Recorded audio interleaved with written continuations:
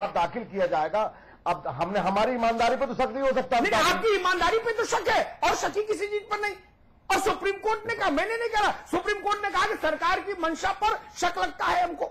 Supreme court का जो PIL दाखिल हुई है उस पर जवाब मांगा गया है कि भाई किस आधार पे किया गया। केंद्र सरकार ने जवाब दाखिल किया, सारे दस्तावेज। अशोक जी, सीधा सवाल है, जो प्रोसेस है, जो प्रक्रिया है कि आपको बैकवर्ड कमीशन से कम इस बाबत बात होती आप अगर नहीं करते तो एक विशेष कारण आपको गिनाने होते, वो भी आपने नहीं गिनाए। तो आपने ये पता है कि इस रास्ते से जाएंगे तो हम पीछे हट जाएंगे। अशोक जी, आप लोग प्रक्रिया क्यों नहीं समझते?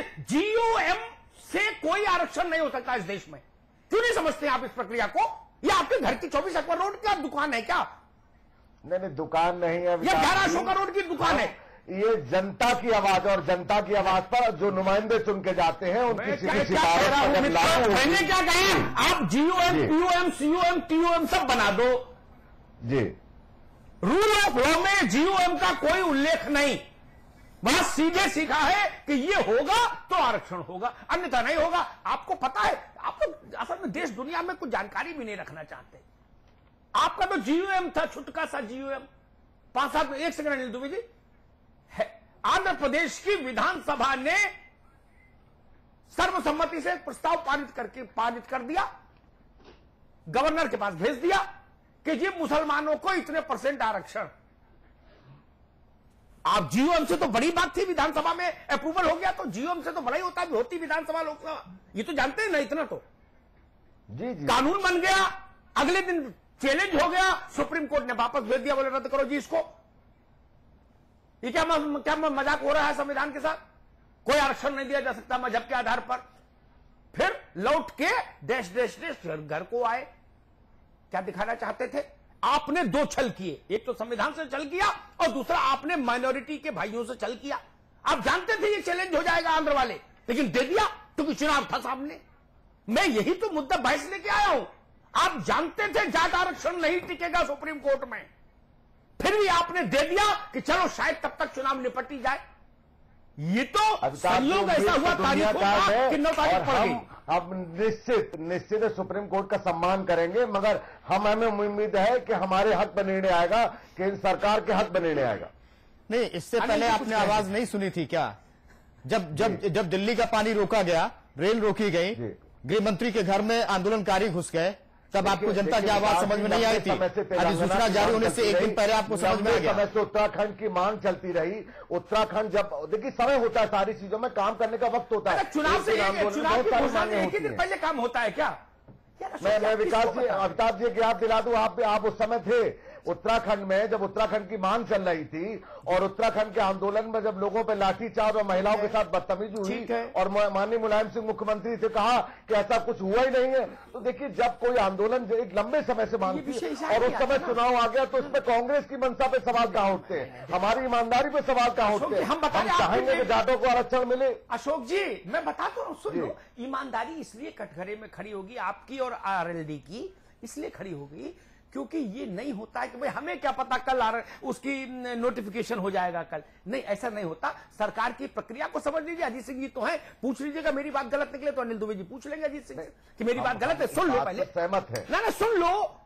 मुझे पता है केंद्र की सरकार कैसे काम करती है ना, मैं उस प्रक्रिया को जानता हूं। जब से मैंने पत्रकारिता शुरू की, कम से कम कुछ नहीं 500-700 मंत्री तो मेरे मित्र रह गए होंगे हिंदुस्तान में। प्रक्रिया ये है, सरकार के साथ और खास तौर से मिनिस्ट्री ऑफ होम अफेयर्स के साथ डे टू डे कंसल्टेशन में रहता है इलेक्शन कमीशन। तब डेट फाइनल होती है, तब नोटिफिकेशन की डेट फाइनल होती है। आसमान में थोड़ी हो जाती है। इंफ्रास्ट्रक्चर सपोर्ट कौन देगा? केंद्र सरकार। पैरामिलिट्री फोर्स कौन देगा? केंद्र सरकार। पैसा कौन ग्रांट करेगा? केंद्र सरकार। ऐसा थोड़ी नहीं होता कि इलेक्शन कमीशन एक दिन सो के उठा कमिश्नर और बोला यार आज तबियत भुरभुरी हो रही, चलो इलेक्शन का अनाउंस कर देते। नहीं होता ना ऐसा। इसलिए सरकार को पता होता है कि किस डेट को अनाउंस नोटिफिकेशन होना है। आपने उससे एक रात पहले ये घोषणा क्यों की? इसलिए आपकी नियत पर सुप्रीम कोर्ट ने सवाल किया। यही तो मैं कह रहा हूं। और मैं क्या करूं? आप 3 महीने पहले चुनाव के कर देते तो भी कुछ रास्ता बचता आपके पास। अब तो चुनाव जब सिर पर खड़ा हो जाए तो इस तरह के फैसलों से बचना चाहिए। जब मैं जाटों की मांग के साथ खड़ा हूं, लेकिन मेरा आरोप यह है कि सरकार ने उनके साथ भी न्याय नहीं किया। आपने उनको वो चीज दिखा दी ये जानते हुए कि ये इनके पास रहेगी नहीं। ये मैं कहना चाह रहा हूं। अनिल दुबे जी। अमिताभ जी, ऐसी जैसी आप के द्वारा ये कहा जा रहा है, मैं आपके उस पर नहीं जाना चाहता, लेकिन ऐसी कोई मंशा राष्ट्रीय लोकदल या कांग्रेस पार्टी का, चूंकि वहां पर यूपीए गठबंधन में राष्ट्रीय लोकदल शामिल है, और मैं ये समझता हूं कि सुप्रीम कोर्ट में एक याचिका हुई है। सुप्रीम कोर्ट में याचिका हुई, कोई भी याचिका होती है तो न्यायालय उस पर संज्ञान लेता है, उस पर नोटिस इशू हुई केंद्र सरकार को, बहुत सारी खारिज कर देता है, बहुत सारी खारिज कर देता है याचिकाएं। अगर सब याचिकाओं पर संज्ञान लेगा तो सुप्रीम कोर्ट में तो एक ही दिन में फाइल रखने की जगह नहीं बचेगी। नहीं, याचिका पर उन्होंने संज्ञान लिया, नोटिस इशू की, लेकिन हम लोग ये बहस करें कि सुप्रीम कोर्ट में क्या होगा अगर आज हम ये यहां पर बैठ करके हम सारे लोग फैसला ही दे दें, सुप्रीम कोर्ट क्या करेगा? नहीं, अनिल दुबे जी, मंशा को लेकर सवाल। फैसला नहीं दे रहे विकास जी, दुबे जी, विकास जी फैसला, अमिताभ जी ये फैसले अगर हम ये कैसे स्वीकार कर लें कि कोई गलत निर्णय हुआ है? ठीक है कि पिछड़ा वर्ग आयोग ने क्या निर्णय लिया या उन्होंने क्या सिफारिश की, मैं आप हमारी बात सुन लें। जी, हमने पूरी बात आपकी सुनी और मैं अभी बाद में आपकी सुनूंगा। जी जी। पूरे देश में या उत्तर प्रदेश में या किसी भी प्रदेश में केंद्रीय मंत्रिपरिषद को यह अधिकार है, वो मंत्रिमंडल का समूह बना करके उनकी राय मशविरा करके और केंद्रीय मंत्रिमंडल में वो कैबिनेट की बैठक बुला करके प्रस्ताव पास कर सकता है। इसमें कहीं कोई गलत बात मैं समझता हूं कि जो मैंने पढ़ा है उसमें नहीं हुई है कि अगर कोई गलत बात नहीं हुई, सुप्रीम कोर्ट में याचिका हो गई, जो लोग हैं तमाम विरोधी लोग हैं जो जाट आरक्षण नहीं चाहते, पर्दे के पीछे भी सामने कुछ है और पर्दे के पीछे कुछ है, वो जाट समुदाय को आरक्षण नहीं देना चाहते हैं। अगर केंद्र सरकार ने किया, यह एक अलग बात है कि चुनाव उसके 2 दिन बाद उत्तर प्रदेश में चुनाव घोषित हो गया। अगर चुनाव घोषित हुआ है तो कोई व्यक्ति याचिका की है, याचिका पर जो निर्णय होगा वो बात का विषय है, लेकिन ये पैनल बैठ करके आज सुप्रीम कोर्ट का जजमेंट यहां पर डिसाइड करे, मैं समझता हूं ये अमिताभ जी उचित नहीं है। ठीक, बिल्कुल ठीक बात, बिल्कुल आपकी बात दुरुस्त है और 100% दुरुस्त है, मैं उसके साथ खड़ा हूं। लेकिन मेरे भाई, मैंने उस फैसले पर तो कहने जो आप कर चुके आपकी सरकार, उसमें क्या खामियां है प्रक्रियागत और संवैधानिक व्यवस्थाओं के तहत, मैं वही तो रेखांकित कर रहा हूं, वो आप नहीं समझ रहे। मैं कह रहा हूं आरक्षण की व्यवस्था में कोई भी हेर फेर होगा तो ये थंब रूल है कि अगर पिछड़े वर्ग से संबंधित आरक्षण है तो राष्ट्रीय पिछड़ा वर्ग आयोग की अनुशंसा बाध्यकारी होगी।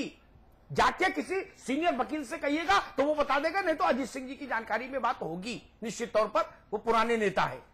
उसमें यह व्यवस्था है कि राष्ट्रीय पिछड़ा वर्ग आयोग की सिफारिश मैंडेटरी होगी, उसके बिना नहीं हो सकता। चाहे कैबिनेट बैठे, चाहे जीओएम बैठे, चाहे कांग्रेस वर्किंग कमेटी बैठे, फिर भी नहीं हो सकता।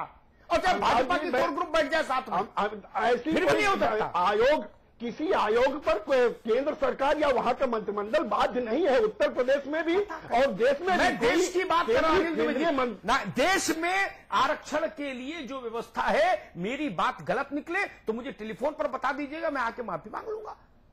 और आपकी बात गलत निकले प्रक्रिया की समझ में तो आप माफी मांग लीजिएगा। चलिए। नहीं बिल्कुल नहीं, हाँ, मैं तो उतनी बात, उतना साहस रखता हूं, मैं माफी मांग लूंगा कि मेरी समझ कम थी। लेकिन अगर फिर आपकी समझ कम हो तो फिर माफी मांगनी होगी। नहीं, माफी अगर गलत होगा, अगर प्रक्रिया की समझ में कहीं त्रुटि है। एक बात आपको फिर मैं अपनी उसी बात पे आ रहा हूं कि जो चीज सुप्रीम कोर्ट में बैठ गई है, पैनल बैठ के अगर उस पर यह चर्चा करे कि उसके जजमेंट पर हम निर्धारण करें, यह मैं उचित नहीं मानता हूं। जजमेंट की बात तो हो ही नहीं रही अभी। मैं तो कह रहा हूं, आपने ये सब काम क्यों किए जब आपको केंद्र सरकार को ये पता था कि पिछले 1 हफ्ते के भीतर नोटिफिकेशन होने वाला है जनरल इलेक्शन के लिए। अब अमिताभ जी आप इस पे आइए। उत्तर प्रदेश में एक सरकार चल रही है, चुनाव के पहले किस तरह तबादले किए, चुनाव के अनिल दुबे जी, मेरी बात सुनिए। अभी तक आंध्र प्रदेश का मसला हो, यूपी का मसला हो, तबादले किए वो सब रिवर्ट हो गए और जितने प्रतीक्षा में थे वो सब कलेक्टर कप्तान हो गए। ठीक है ना, ये तो पता है ना आपको। नहीं, कितनी विकास योजनाओं का शिलान्यास हुआ, कितने। अब आपने दूसरी बात कह दी, एक बात का उत्तर नहीं। अब इस बहस में मैंने पढ़ सकता ना, समाजवादी पार्टी से पूछिए ये बहस तो मैं, आपने कहा कि अधिकारी कितने ट्रांसफर हुए, मैंने जितने उन्होंने ये सब घोर माठा किया था, आयोग ने चुन चुन के उनको ही रिवर्ट कर दिया। और जो मछली विकास बोर्ड के मेंबर थे पहले और जो कलेक्टर हो गए थे, उनको वापस मछली विकास बोर्ड भेज दिया, बंजर भूमि विकास में भेज दिया कि नहीं भेज दिया शुक्ला जी? भेज दिया ना, फिर क्या तकलीफ है? अमिताभ जी भेज दिया। अनिल दुबे जी ने जो एक बात नहीं कही भाई, वह तो आप द्वारा कही गई बात की पुष्टि हो जा रही है कि इन्होंने ये कहा है कि क्यों विकास योजनाओं का शिलान्यास कर दिया, क्यों स्थानांतरण कर दिया। अगर उनको ये जानकारी, ये नहीं कह रहे, अगर एक मिनट अनिल जी, अगर उनको इस बात की जानकारी थी कि बाद में रद्द हो जाएगा, तो ये अभी तो इसी नाते जाट आरक्षण कर दिए कि बाद में रद्द हो जाएगा। दोनों बातें अलग हो जाएगी, दोनों बातें अलग अलग है, दोनों बातें अलग अलग है। उनकी तैयारी 15 दिन से हुई और इसकी तैयारी अनिल दुबे जी, 18 साल पुरानी समय की कमी है। एक छोटा सा सवाल है, आंकड़े तो सरकार को पता है ना कि सामाजिक आर्थिक तौर पर उसके पास आंकड़े तो होना चाहिए, तो बहुत ABCD की बात है। ये आंकड़े ही सरकार इकट्ठा कर लेती, ये तो पता था ना। विधानसभा चुनाव में दिल्ली राजस्थान में बुरी तरह से हारे, उसके बाद ही तो याद आया ना, ये भी नहीं पता था। वो देखिए, हम इस बात नहीं, ये बात क्यों नहीं कही जाती कि हिमाचल में हम जीते, कर्नाटक में हम जीते, ये बात क्यों नहीं जाती? एंटी कैम्पेंसी रही, हमने समीक्षा की, हमने अमिताभ जी उस डिबेट में मैं 10 साल तक याद नहीं आया, राजस्थान दिल्ली में हर्ष हुआ, उसके बाद याद आया, हमारे पक्ष में आया।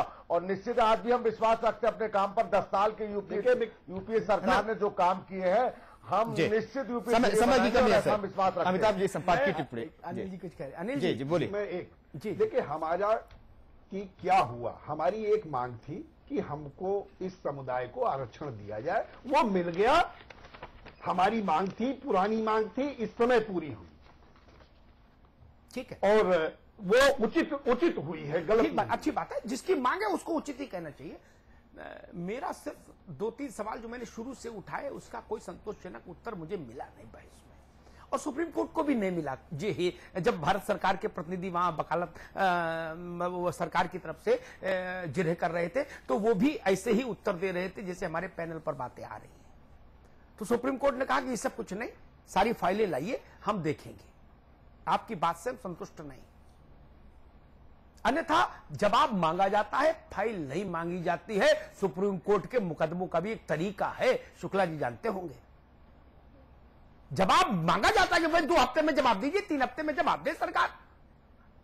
सुप्रीम कोर्ट ये नहीं कहता कि सारे एक टाटा 407 करो और सारी फाइलें लेके आओ, मैं खुद देखूंगा। आप पर भरोसा नहीं। एक तो इस चीज को समझिए, उस संकेत को समझिए।